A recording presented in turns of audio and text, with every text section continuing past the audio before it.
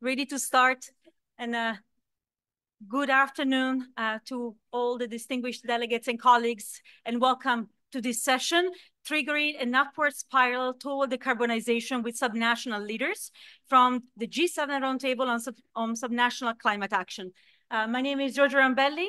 I'm the director of the Urban Transition Mission of Mission Innovation, and it will be my pleasure to be the moderator of the session of today. The Urban Transition Mission works to mobilize decision makers across all levels of government and to prioritize through this work net zero pathways that can enable clean energy and systemic innovation transition across all sectors and in urban governance. For this reason, we really feel that cooperation among levels is essential to accelerate not only the support, the capacity building, and to close the gap between the commitment and the action of local governments, but also to really adopt solutions that can help us to meet the goal of a climate neutral, resilient, and more inclusive future. And for this reason, I want to start by thanking very much the Ministry of Environment of the Government of Japan, the Ministry of Land and Infrastructure, Transport and Tourism, also of Japan, ICLEI Local Government for Sustainability, Urban 7, and the Institute for Global Environmental Strategy for organizing this session of today and for the kind invitation to chair this crucial and important discussion. So we all know that cities are home to more than half of the global population, a trend that is continuously increasing, and they account for approximately 70% of the greenhouse gas emissions and 75% of global final energy consumption. At the same time, cities are also bearing the brunt of climate change. The impact of climate change are exponentially amplified at the local level, and cities, regions, towns are on the front line when it comes to provide responses to these challenges. Now, the good news is that these challenges also are an opportunity to advance a low carbon and climate resilient development as quickly as possible and by putting all of our hands on deck. And the almost 14,000 signatories of the Global Covenant of Mayors for Climate and Energy are just an example of how local governments are not only putting forward ambitious commitments and bold decarbonization targets, but also how they are willing to do the work directly on the ground and to collaborate across level with private sector and civil society to meet these targets. Now, with this in mind, the G7 has established the G7 Roundtable on Subnational Climate Action for G7 members to share not only national policies and programs that are promoting subnational climate action, both internally, nationally, but also across borders, but in particular to seek and to explore the benefits and opportunities for international cooperation. And today we will explore how we can use this cooperation, how we can work together to trigger and scale up decarbonization efforts and measures and cooperate efficiently and with a lot of impact also across levels. So we will hear how and why local and subnational governments are so important when it comes to partnering up for climate action. We will discover some of the policies that and measures the cities and local governments are already implementing. And finally, and most importantly, we will hear about and we will learn more about some of the key outcomes, the reflection from the recent G7 Roundtables meeting on subnational climate action held just the last October. And to learn also more about the report that is being presented today, capturing these discussions, the insight and essential findings for our collective net zero, resilient and sustainable future. So to set the scene for this important discussion, it is my great pleasure to give the floor for his opening remarks to Mr. Francesco Corvaro, Special Envoy for Climate Change from Italy. The floor is yours. Good afternoon to everyone. First of all, I want to thank you, the government of Japan, to give me this opportunity. Thanks very much. And we are pleased to hear the opportunities available to reinforce the nexus between cities and climate, to accelerate the transition and identify concrete and sustainable solutions to keep warming below 1.5 Celsius degree. The last IPCC report on mitigation has brought to the world's attention the growing importance of non-state actors like the cities in the climate action. The report shows as urban areas have a significant potential to reduce GHG emissions throughout systemic transition of infrastructure towards the achievement net zero emission pathway.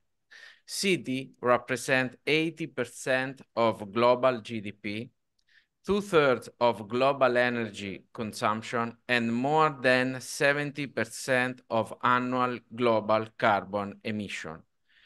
Moreover, more than half of the world's population now lives in cities, but in 2050, this number is expected to grow in a very important way. For this reason, it is extremely important to focus our attention on this strategic aspect. We have some example in Italy that we are trying to do something about this. For example, in the proposed update of the PNIEC that we submitted this June to the European Commission, we recognize the role of cities and local governments in implementing a just climate and energy transition. We have two interinstitutional roundtables active in Ministry of the Environment and Energy Security to find a new strategy for new sustainable development of our city. The Metro program is another important program that promotes actions in collaboration with 14 Italian metropolitan cities like Turin, Milan, Genoa, Venice, Bologna, and a lot of others. Moreover, many innovative initiatives are led by the cities themselves on the innovative approach for the involvement of citizens in energy transition. Because remember that in our city, we have our citizens, and it is extremely important to help us to understand clearly what is the real problem. Finally, also the networking has an important role in this disseminating in the best practice. The Italian platform for Mission 100 Climate Neutral and Smart City 2030 has been promoted by several important cities like Bologna, Firenze, Milano, Padova, Parma, Prato, Roma, and Torino. We acknowledge the crucial role that the cities can play as a catalyst for sustainable development. And as you made during your presidencies in G7, is our mission to maintain this work and to collaborate with you in this important aspect, also in the next presidencies of Italy. So thank you very much for the invitation, and we want to maintain our collaboration. Thanks very much.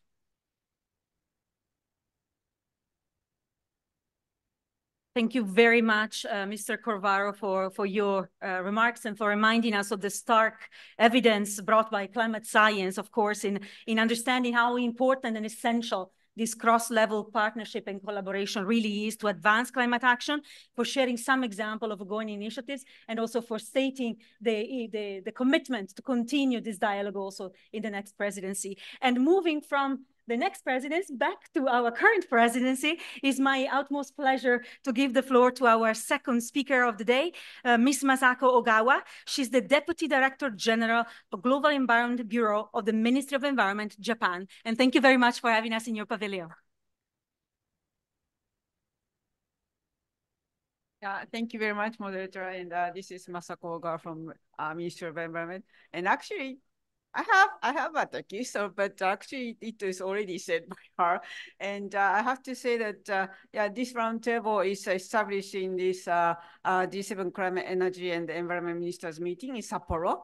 And to highlight the vital role of subnational governments in advancing action on climate change and energy. So as already my Italian colleagues said, that is very, very happy to hear that in the beginning to continue this conversation. But in the beginning, so that I just, as the opening remarks, I hope that today's discussion and also the exchange of views, and also we have more broader participants and joining online. I think So the more broader discussion will be very much helpful for us, and we hope that today's discussion provide excellent cases for local action, climate action, and thank you so much. Thank you very much for the warm welcome, Ms. Ogawa, and also, again, for the leadership shown in really securing opportunity for the topic of climate action and urbanization to be discussed in the important forum of the G7. And now we go to our next speaker, and it's my great pleasure to welcome here on stage Her Excellency Ambassador Nina Hachigan. She's a special representative for city and state diplomacy from the United States of America. The floor is yours.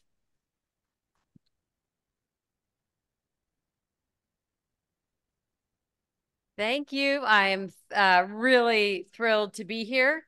It's late in the day, but many of us, this is probably the last thing we're going to do today. So let's keep ourselves focused and energized, because it's really exciting to be here. I'm really grateful to Japan for this invitation and for all the hard work that you did when you convened the G7 Roundtable on subnational climate policy in October. We found those conversations incredibly helpful, and I was really delighted to contribute. The fact that the G7 under Japan's presidency saw the value, the necessity, the urgency of convening local officials is a testament to your visionary leadership and to the principle and reality at the heart of why we created in the United States a subnational diplomacy team in the U.S. State Department. And that's because more than any time in recent memory, cities, states, regions are driving, devising, and delivering creative solutions to vast global challenges, including, of course, the climate crisis. And that's what my team focuses on every day, how we can elevate the role and the voice of U.S. and other local leaders in international fora and connect them across the world. We know that these connections are valuable for their own sake. We know that they also support better services and outcomes for local communities. We know that mayors, governors, and local leaders are the real experts on the ground, the innovators and the implementators of big ideas, the leaders seeking what policies work best for their citizens' lives and how we can scale them up at the national level and at the international level. We also know that powerful change can happen when local leaders get together to exchange ideas or to create partnerships. And I experienced that firsthand, including the last time I was in Japan. During the summer of 2020, I was working as deputy mayor for the city of Los Angeles. And at that time, we signed an agreement between Los Angeles and Nagoya to decarbonize our ports together, sharing knowledge about how to do that. That kind of city-to-city bond is vital as we continue to combat and counter climate change. The fact is that cities are on the front lines of the impacts of these crises. Cities and states and regions are front and center on the answers also. Large and as well as fast-growing American cities have adopted net zero targets by 2040 or 2050, including Austin, Texas, Boise, Idaho, Boston, Massachusetts, Denver, Colorado, New York City, San Francisco, and Los Angeles, and Washington, D.C. But there are 400 cities across the United States, all of them who have climate action plans that work toward our collective goal of net zero, while increasing resiliency and delivering good paying green jobs. So I wish you a fantastic conversation here. And I'm really grateful again to Japan for leading on subnational climate action. So thank you so much.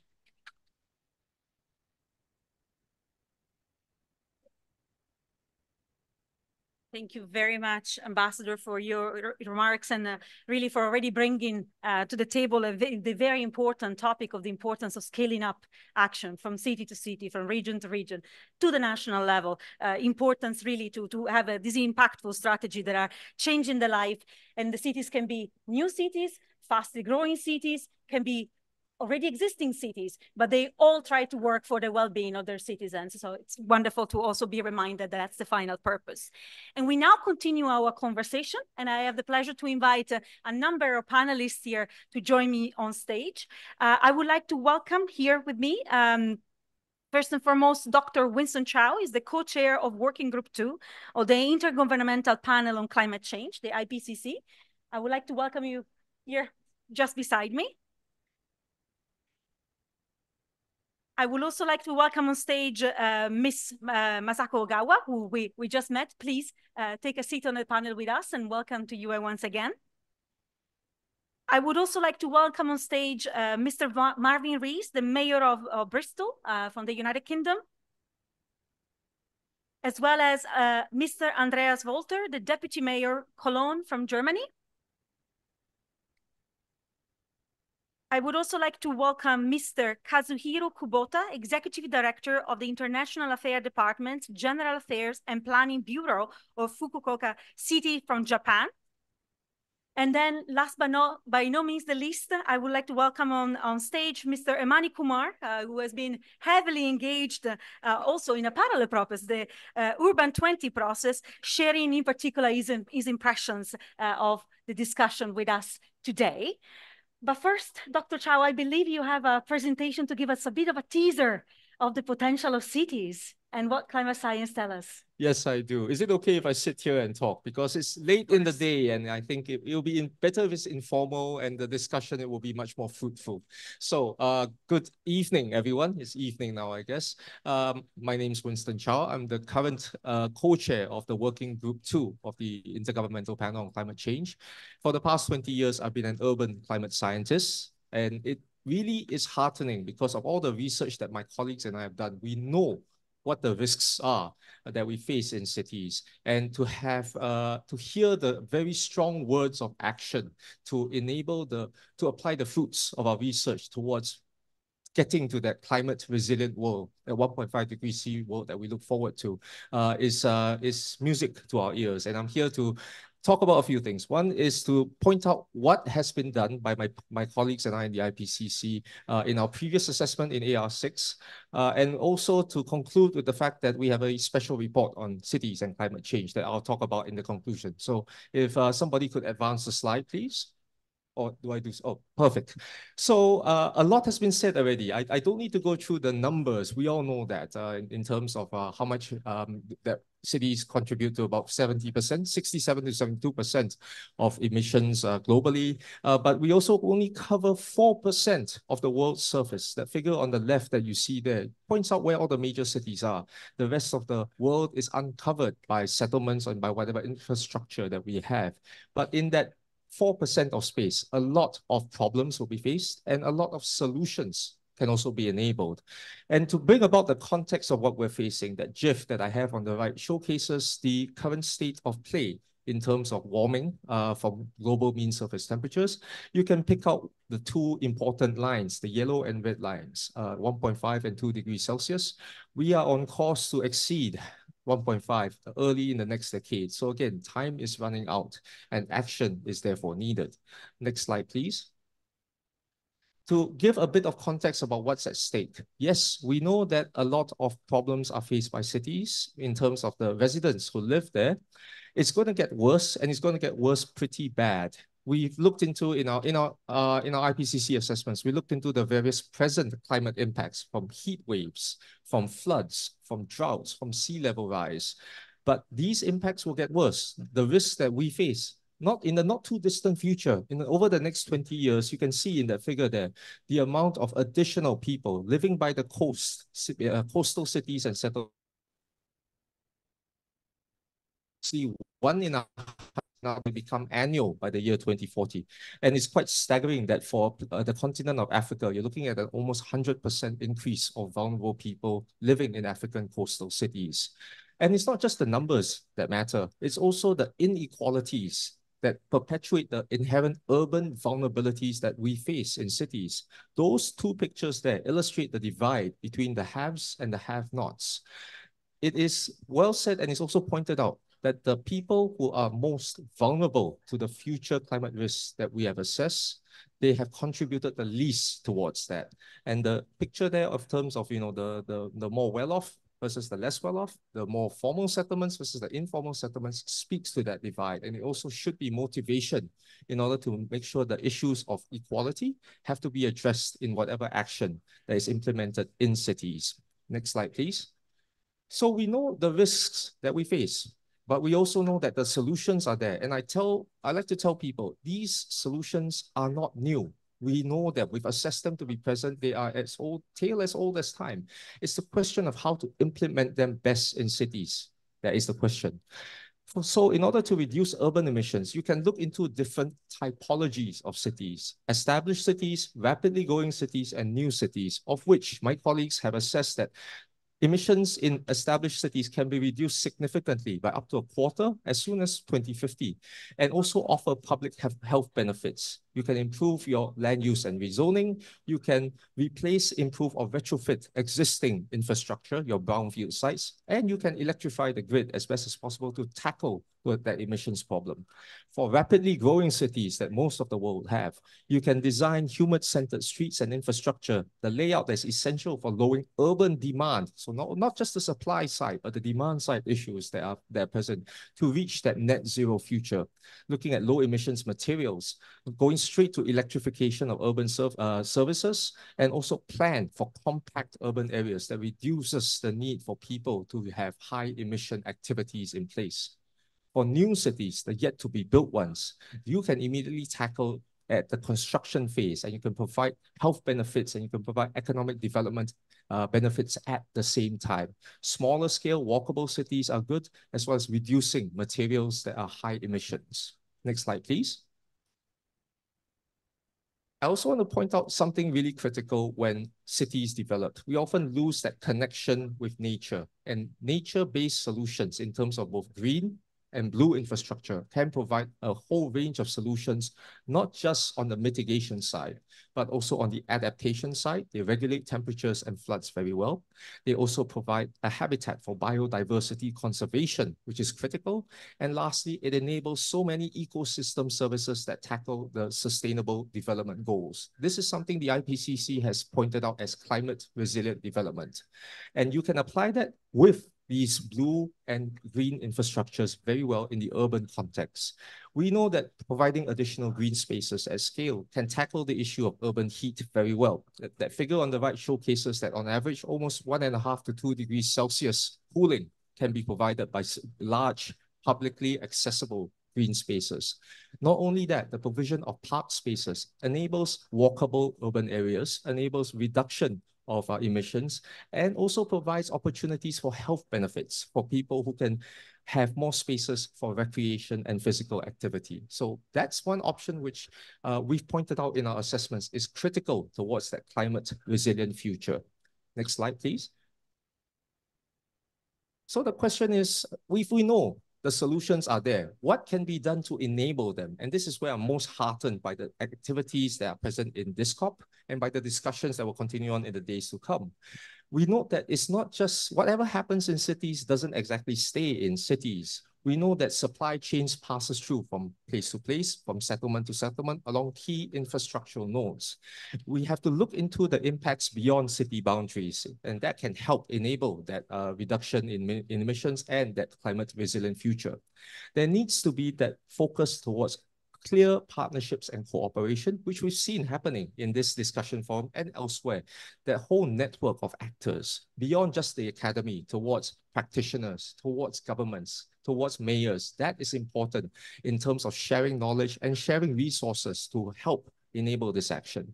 And lastly, this is something that is rather touchy in COP.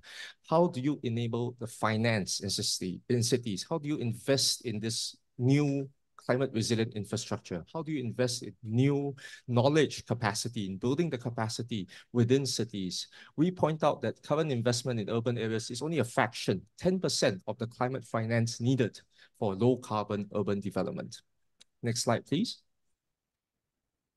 So in my brief talk, I pointed out, and everybody else has noticed, there are problems in cities from climate change, but solutions do exist there.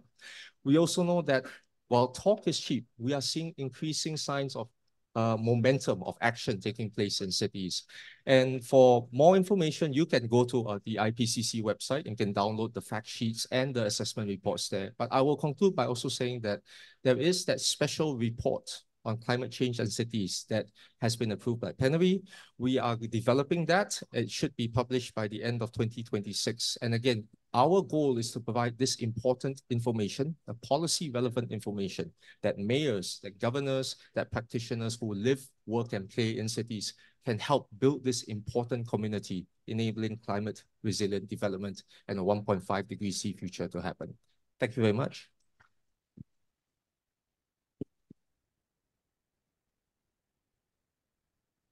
Thank you very much, Dr. Chow, for not only conveying the urgency and, of course, also stressing the issues around the urban vulnerabilities that our cities are facing, but also for telling us a little bit about how this compounding crisis that we are living really can be a driver for successful cooperation across levels to find practical solutions, and also for giving us some clear flavors and ideas on what are the different planning measure technologies also and options that we have ahead of us to try to really leverage the benefits of regulation and ways of rethinking our spaces locally in a more sustainable manner. So thank you very much for that.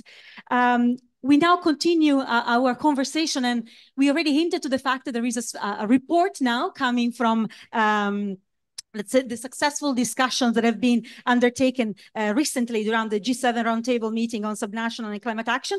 And I would kindly ask Ms. Ogawa to tell us a little bit about it. Yeah, thank you very much. So can you, yeah, I think next slide, please. So I really brief, but I do really brief, but I would like to introduce a roundtable. So as presented, it was held in October, and that is based on the conclusion of our ministers' meeting on climate, energy, and environment. And also what I would like to point out is another very important ministerial meeting, which is the G7 Sustainable Urban Development Ministers. Yeah, it was held in July, and also they committed to engage in the G7 Roundtable on Sustainable Climate Action. And actually we have, next slide, please. So this is, sorry, it is a remotely organized. So as you see, all the faces, but it was held in October, and we have over 70 participants, not only the government, but also from, of course, the subnational government, as well as other members like UN Habitat, etc. And what I would try to point out is that from the government, usually the meeting under the environment ministers meeting is only the environment ministry. But at this time, we have from the urban development related, so our colleagues from our land and transport minister joined. Next slide, please. So we have 2 days meeting. One is focusing on the national support policies, and the second day is on international or cooperative programs are discussed. And next slide, please.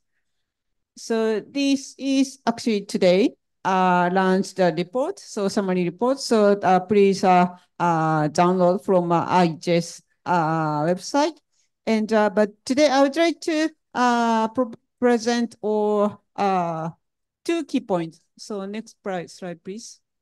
Yeah, so one is the challenges. So one of the biggest challenges, of course, are climate finance.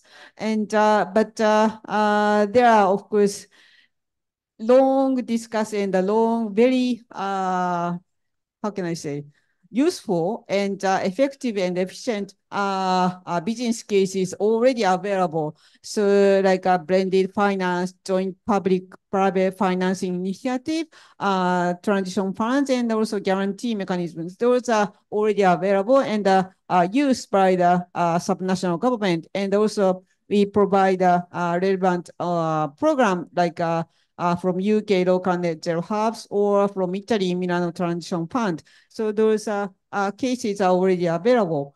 And next slide, please.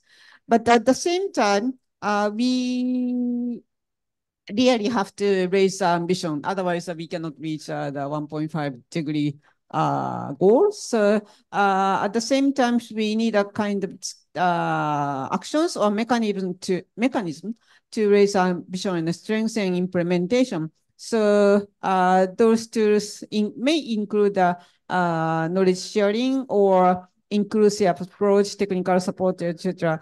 And because this is this roundtable from the national government, so particularly the guidance from the national government might useful for some national government, but that depends on the structure of the country. But sometimes it might be very, very useful. And of course, I have to stress that the local leadership and partnership is quite important. Quite important. Yeah. Then yeah, last slide, please. So way forward. So we again the very nice to hear in the beginning that Italian government will continue. But yeah, those this type of the platform or dialogue on connecting. Of course, not only the local, of course, the local and national, but also all the sectors, relevant sectors, not only the climate energy, but also other planning division, financial division, those kind of the stakeholder we would like to see that engaged in the dialogue and through the dialogue, not only talking, but we would like to see the quite important implementation and impact through those the stakeholders. Yeah, thank you so much. Thank you very much, Ms. Ogawa, for telling us a little bit some of the challenges that we are seeing in our journey. You mentioned climate finance, but also the need for further technical support, but also for mentioning some of the levers that were identified, like digitalization as a potential for solution, the role of cooperation, and most of all, the importance of continuing to share knowledge to really advance this partnership together.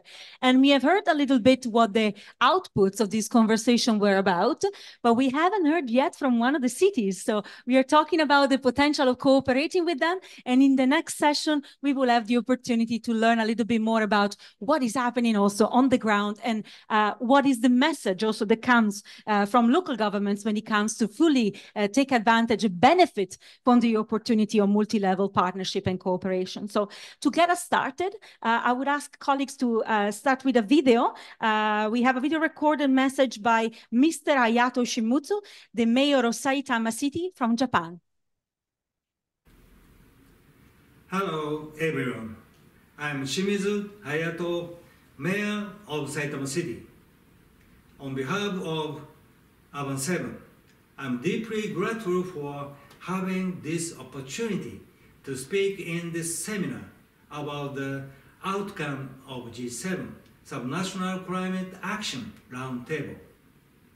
This year, G7 Ministers' meeting on climate and sustainable urban development were held, and the importance of role of cities and multi-level collaborations was recognized. Furthermore, the G7 Roundtable meeting, which explores international collaboration, including the promotion of intercity relationships, was held. And Urban 7 was invited to this seminar today to share the outcomes of Roundtable and its prospects internationally. In this series of events, it's significant, so I'm delighted to be here. I'd like to introduce you to the Smart Home Community as one of Saitama City's climate actions. Smart Home Community is a model residence area. In the area, every house is equipped with solar panels and home energy management systems, which visualize household energy consumption. All these houses are high airtight and insulation, aiming for contributing to a reduction in carbon dioxide emissions. Within the newest division of this community, we implemented local grid. Energy generated by solar panels on houses is managed centrally, controlled and supplied to improve the rate of self-generated energy consumption with huge storage batteries and EVs. We have also promoted a multi-mobility sharing project to develop and decarbonize means of last-mile transportation. Saitama City has taken initiatives to change citizens' behavior towards a decarbonized society by working with private companies. Sharing know-how of these initiatives should create synergy for improving citizen living environment. Saitama City joins the intercity project of the Japanese Ministry of the Environment with Tokyo and Aegis, and supports Kuala Lumpur, Malaysia, to realize zero carbon region. In August, I visited Kuala Lumpur myself and saw the mayor of Kuala Lumpur to strengthen our partnership. Contents of the intercity project were shared with Malaysian and ASEAN cities in an international conference held in Kuala Lumpur, which I participated in on this site. In October, 3 mayors of Malaysian cities, including Kuala Lumpur, came to Saitama and visited the smart home community. In this way, our relationship with Kuala Lumpur led to further collaboration with other cities. I suppose that U7 can make further contribution to effort by G7, which supports non-G7 member countries' subnational climate actions. In order to play that role, we need to strengthen multi-level collaboration, which U7 calls G7 in the 2023 U7 Mayors Declaration, such as more flexible national systems or financial supports. In this seminar, we share knowledge about how cities and national governments have implemented initiatives against climate change. Although it is essential to study each other, we should not be satisfied just knowing. We should take action. I hope supports for subnational of non-G7 member countries will develop further through international networks like ICRE. Thank you for your listening.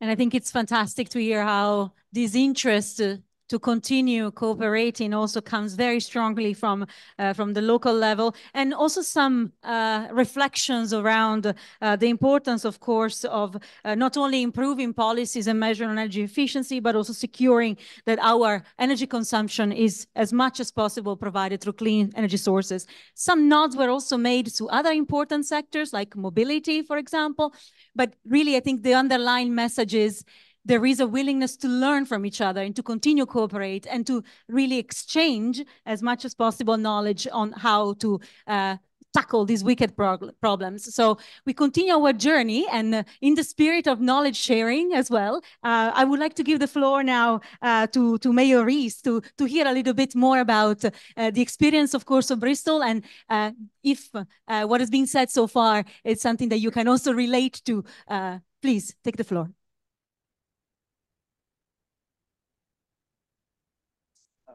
There you go. There you go. Yeah, thank you very much. I thought the opening talks were absolutely fantastic. I love the phrasing about cities driving, devising, and delivering. And I really appreciated your presentation as well. And I really look forward to this report coming out looking at climate and cities. It's been said there's nothing more powerful than an idea whose time has come. Well, delivering that idea is a bit more powerful, but getting that report, getting the evidence in the hands, I think is going to be absolutely essential. And also to thank Japan as well for really solidifying this relationship and really establishing the U7. Germany did the work before as well, really got things moving, but it is so important. We've heard repeatedly now at COP about multiple layers of government really working together. We've heard the repeated message of cities working not just within their national boundaries, but across national boundaries as well, collaborating. And we know that that is the way we are truly going to get things done at the scale and pace it needs to happen. We cannot afford just to only work through one mechanism of governance through national governments. We have to work through multiple drivers, of activity. In the name of sharing, this is something that's very relevant now. We've just done a deal in Bristol that's called City Leap. It's the first of its kind. It's a collaboration between local government and the private sector, Amoresco and Vattenfall. We have given them a 20-year concession on our public estate. There's some ins and outs to that, but what it means is that over the next 20 years, they'll be investing £1 billion into our energy system.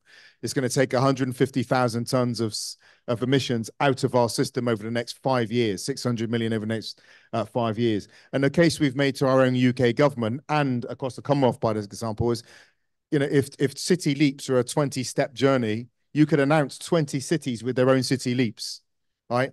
Put a small amount of seed fund. It took us £9 million and 5 years to get this deal done. But the next city, because we got the templates, hopefully it will cost them £4 million and take 2 years because we've done so much of the hard yards. And it's a model that we're really keen and willing to share with cities around the world. And actually today just got news that the UK government has just announced £2 million to replicate Bristol City Leap in York and Yorkshire combined authority area. So we're beginning to get that replication of real activity to take emissions out of our energy systems. And also, as you said as well, there's a social element to it. At the city level, we think about energy, but we think about poverty and inclusion, and if we don't take people with us, we will lose the democratic mandate to move at the pace and scale we must move if we're going to meet this challenge.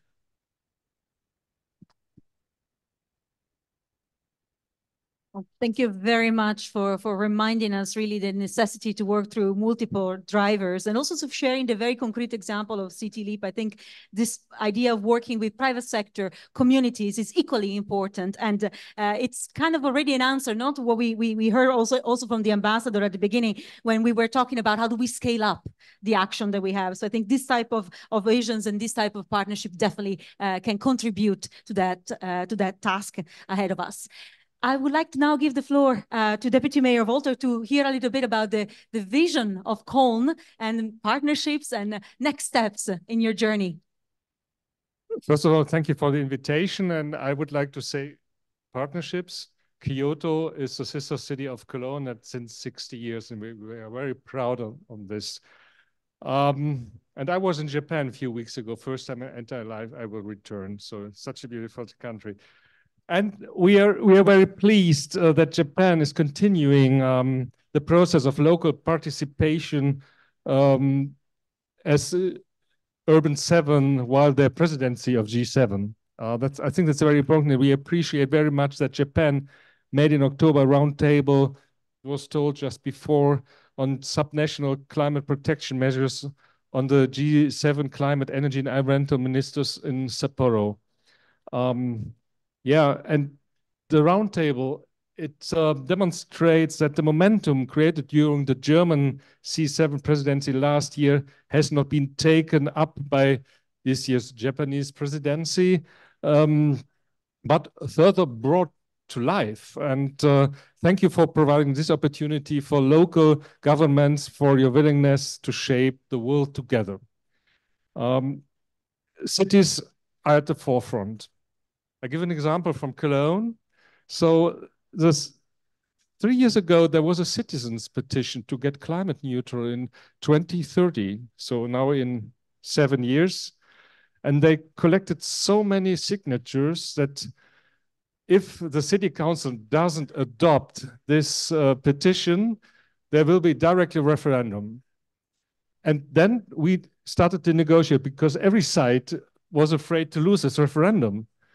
So the initiative, as well as the city and our energy company, and we negotiated. And the result was we get climate neutral in 2035 for energy and heating. So I think that's a very important process, and we are on the forefront of this development. And I think it's very, very important that our knowledge is also part of these international conferences.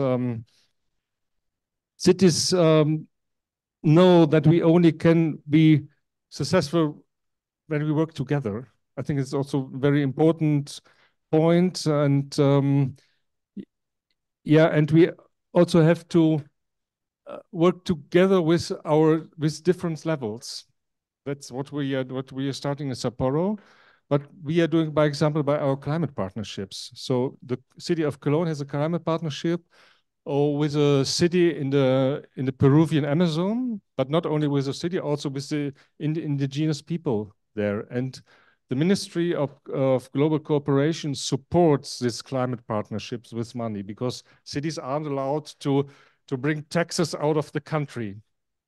But we can make contracts with other cities, and it's supported by the national governments. And so we have a lot of examples how we can work together. But the most important thing for me is we, with our networks we have as UCLG, as Climate Alliance, as the energy cities, or other networks, Euro cities, we have to sit at the negotiation table.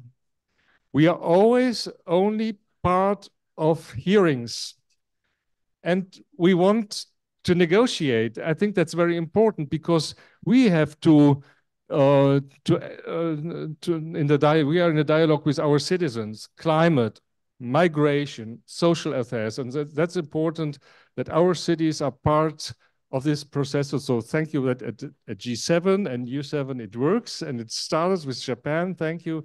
And but we are not finished. We are not ready. So we have to work for it. Thank you. Thank you very much. We are not finished indeed, and I think there is a long journey that still needs to be undertaken, but definitely today we have a good example of how this partnership can make us believe that this is possible while we are all working together. And I also want to underline your point about the leadership, the momentum that is being demonstrated from presidency to presidency, and we heard also for the future president of G7 to also engage cities directly in this discussion, and this is absolutely an important element that we need to underline today. So thank you very much.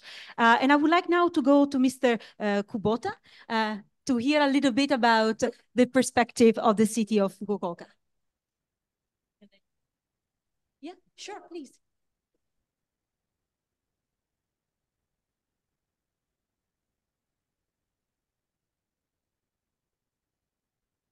Yeah. So I sit down. I don't want to.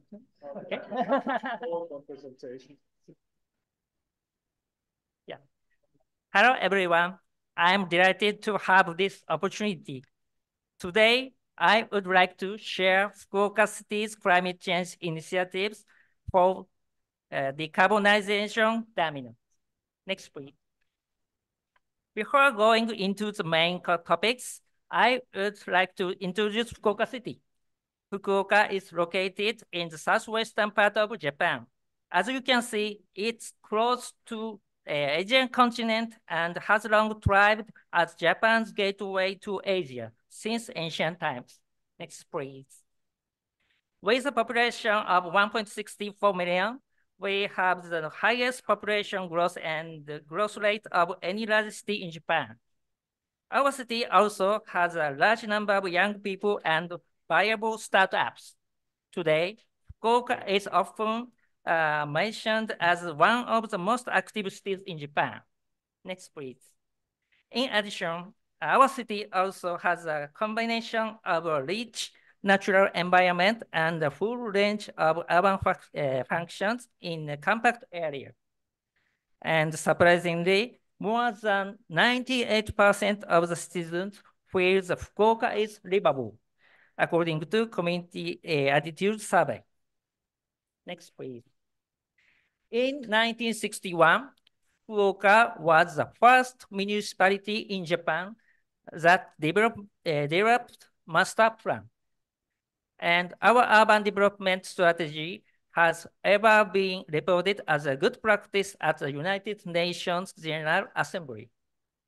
We are actively expanding our vast urban development technology and management expertise internationally. Next, please. Today, I'll begin by discussing the Fukuoka method waste landfill technique. Do you know Fukuoka method? The method uses a semi-aerobic landfill structure and was invented by collaboration with Fukuoka University and Fukuoka City. Its safety and effectiveness are highly regarded by relevant stakeholders. Next, please. Transmitting conventional systems into Fukuoka method enable to reduce methane gas emissions. According to studies, reduction of methane gas emission effect is achieved by about 20 to 50% with converting to CO2 emissions. Next, please. Fukuoka is promoting the method in collaboration with organizations such as UN Habitat and Ministry of Environment. And it has so far been introduced in 21 countries. Next, please. Next, I'll discuss water-conscious urban development. As we do not have large-scale rivers in the city, Fukuoka is not blessed with water resources geologically. Please see this slide. This is a moment was taken in 1978. I was 8 years old. We experienced severe droughts twice. So we aim to be the world's most efficient city in regards to use of water supply. Next, please. We have introduced a central control system of water pipe flow rates and water pressure 24/7. We also work on systematically replacing old pipes, and the current leakage rate of Fukuoka is 1.8%. This is the lowest rate in the world. Next, please. Furthermore, we use reclaim and treat sewage water, and the number of supply facilities using it is the highest in Japan. Fukuoka City ordinances mandatory require buildings of a certain scale to install recycled water systems or similar. These kind of initiatives cut down intake amount from the rivers, minimize equipment in the facilities such as dams and purification plants, reduce electricity consumption, and lower the environment impact. Next, please. As one of the adaptation measures to climate change, the storm sewer improvement rainbow plan has also been promoted to prevent flooding by raising the level of facilities in response to the torrential rains that have been occurring frequently in recent years. Next, please. These water and sewage technologies that Fukuoka have developed over the years have been actively exported in collaboration with JICA, the World Bank, and so on. Next, please. Lastly, I would like you to know about the Asian Pacific City Summit. That is held by Fukuoka City. This summit is a platform for sharing a variety of efforts between cities, including the ones I mentioned before. Next, please. As you know, Japan is the only G7 member in Asia. Our city, with its proximity to Asia, has been implementing policies with Nanai toward Asia from early on. The Asian Pacific Sea Summit, which is as a part of the policies is a conference for leaders of major cities in the Asian Pacific region to meet together and build intercity networks aiming to solve problems such as environmental issues, what is difficult to respond by a city itself. Next, please. Fukuoka proposed the summit is in 1994, and 13 summits have been held to date. Next, please. At the 13th summit, urban policies and climate change measures post-COVID-19 had been discussed under the theme of new values, new cities. Fukuoka promises to continue promoting the movement of local action through this summit. Next. Thank you very much for your attention. Shukran. Thank you very much for the presentation, not only for sharing and for reminding us that everything that is being done with city, in collaboration with city at the local level, ultimately has an impact on our communities. You spoke about comfortable living, well-being, quality of life. This is ultimately our goal, and I think it's important to never forget it. And thank you also for sharing some of these examples on waste and water management and different activities that you are doing. And if you are interested to continue sharing these experiences, I would like to also invite you to consider, and also the other cities, of course, here, the Urban Transition Mission, to continue this peer knowledge sharing with other cities across the world. And now I would like to give the floor to Mr. Kumar here beside me for a bit of a reflection. We talked about what the G7, the Urban 7 has been doing. What is your perspective coming from a similar, but not parallel, similar process, the one of the Urban 20? Can you share with us a little bit? Okay. Thank you. Thank you to Japan and also other partners for giving us this opportunity for us. You heard more about the G7, so I will representing more on the G20 front and also the Urban 20 front, which I just want to. There are a lot of similarities which between obviously G7 and G20. I know that recently held G20 meeting also talked about climate finance, which is also the main point which G7 countries were also looking into. But it's also the urban, the cities, and also the subnational governments. I think these are the two multi-level action centers which we need to act if you want to address the climate change issues on that. So both at the subnational level and also at the city level, I think G7, not only G7, but G20 countries also have taken it forward, the discussions to address all these urban related issues on that. Under the G20, one of the main component was the U20, the Urban 20, where city of Ahmedabad has hosted this, which is also a partner city with Fukuoka. So under the G20, under the U20, I just want to add, like, there are 6 priority areas the city has come out, and it is in the first time in the history of G20. There are more than 100 city governments, more than 50 from international and around 80 odd cities from India have endorsed these communique, which has come out with the under the U20 on that. And all the 6 priorities, if I just want to add, the first one is obviously everybody is talking about here, encouraging environmentally responsible behaviors. I think involving the communities, involving the citizens in addressing these issues is the main first priority which they looked into. The second one, I think the Fukuoka example, what they have said, that again, ensuring the water security. I think that's the second point. All the cities, all these 100 and odd cities have looked into that. The third point is obviously the southern part of the world, the cities are looking into more accelerating on the climate finance. I think that is one area which all the G7, G20 countries are looking into. And the fourth point is on championing local culture and economy. This is also, unless until you look into the local culture, locally related issues, you can't address these things on that. The fifth point which has come out, the priority area, is reinventing frameworks for urban governance and planning issues. because if you want to address at the city level, you need to look into the planning of the city. You need to look into the governance, the urban governance at the city level. I think that's the fifth priority area which they have come out with that.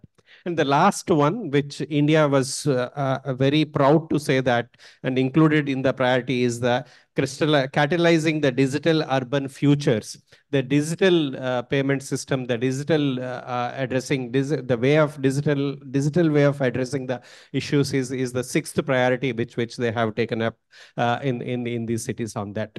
So the G20 and the U20 started addressing the similar concerns what the G7 has brought it up. And now from India, next year, it will go to the Brazil, again, the southern part of the world, which is going to host the G20 and U20. And then it will go to the South Africa in 2025. So all the southern part of the world countries are really came up and going to address these issues. And I hope from the G7 to G20, this journey will continue to the Brazil maybe next year and also to the South Africa in 2025. I think that is where we are looking into this particular roundtable can take it forward and help these countries also to strengthen further what we have achieved under the G20 and or what you have achieved under the G7 and U7 on that. So with that, I'll just stop here. And thanks again to Japan for giving me this opportunity. Thank you very much, Mr. Kumar, for sharing these 5 priorities that have been outlined, but also for reflecting on the opportunity and kind of this commonality of intent to really work also with the urban level to advance and accelerate climate action. As said, very explained very clearly by Ms. Ogawa, one of the discussions that were held was also how the G7 can cooperate and continue using the program for cooperation with other countries across the world. So hopefully there will be some maybe alignment in some of these principles also with countries that are part of the G20 for the future. So exciting to hear that there is an interest from both sides to continue with this cooperation. And we are now getting very close to our end, unfortunately, but it's my great pleasure to invite here on stage and to join us in this discussion, Ms. Anna Lidia Pansini. She's a senior expert on climate change for the Ministry of Environment and Energy Security of Italy. And my question to you, you've been listening closely to all of our conversation. We want to have a bit of a feeling for what your reactions are from the conversation and also what next steps can we expect? Okay. First of all, let me thank you again, the Japanese government, for having organized this event that give clearly, I mean, the possibility to hear best practices and share experience on the nexus among climate, energy, and cities, and also give us the opportunity to understand that there is a real potentiality coming from this nexus. Based on the result of the roundtable that we held in October, and also based on the, previous experience that the speaker shared with us, let me just underline that what is really clear is that subnational activities are crucial if we would like to achieve the net zero target. But if we would like to achieve this target, also keeping in mind the economic aspect, the social aspect, the well-being of the people, the health of the people, we need to promote, we need to strengthen the multi-level cooperation. We need to strengthen the public-private partnership. In Italy, but also at European level, one of the main concerns in terms of greenhouse gas emission is the reduction on transport and civil sector. Trying to reduce on residential and residential sector. And so we, in order to promote this kind of reduction, we need to achieve activities promoting mainly, two driver of change. The first one is behavioral change. So we need to convince people to change their behavior. For example, promoting renovation of housing, live on at house their car, to use public transport. We need also to clearly work on technological drivers change. So try to shift from endothermic engine to electric vehicle using of heat pump. In order to promote these activities, we need huge amount of money, and we cannot imagine that all these resources come from the public sector.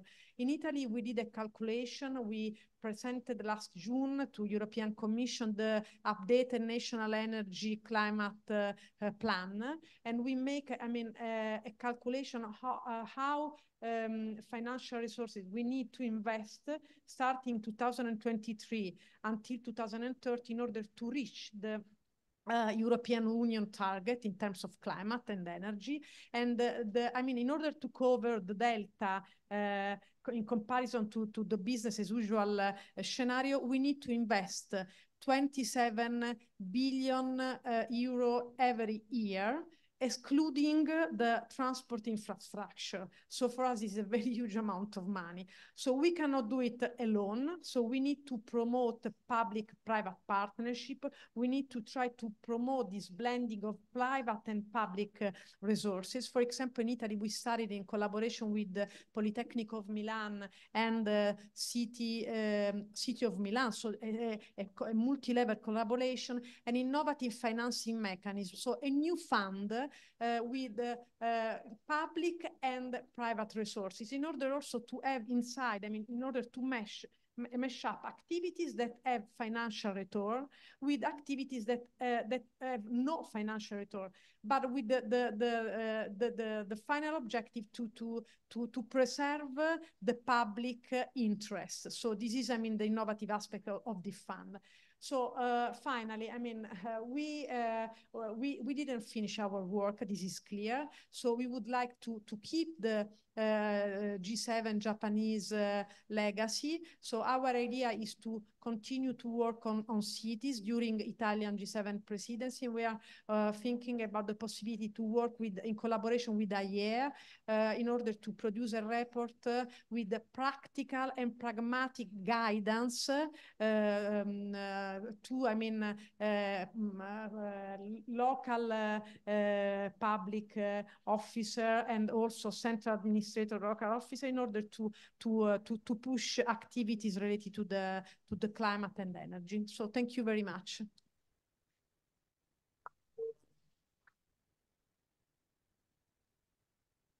Thank you very much. Yes? Yeah, okay. Thank you very much, Ms. Pansini, for these remarks and also for the commitment and the interest to continue to work together and collaborate in the same trajectory as the presidency held by Japan. We are at the end of our conversation. We all have a little bit of homework because all of us should download, first of all, the IPCC report, no, of course, but we should first of all download the report that captures the results of this G7 Roundtable and learn more about what the priorities are and what the key results and outputs of these conversations are, so that we can be well prepared to continue the conversations for the future.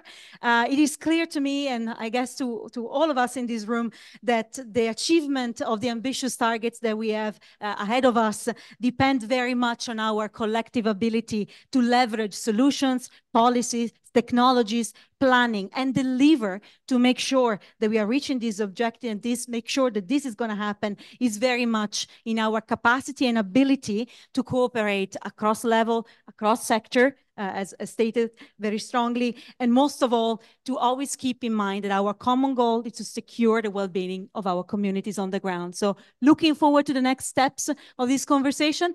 Thank you very much to the panelists for the great, please give them a round of applause. Yeah. And also, yeah, I would like to, so last minute, but I'd like to thank all the collaboration, and particularly the report include all the cases submitted from our colleagues from G7 countries, and I really, really appreciate your effort and the support. Thank you so much.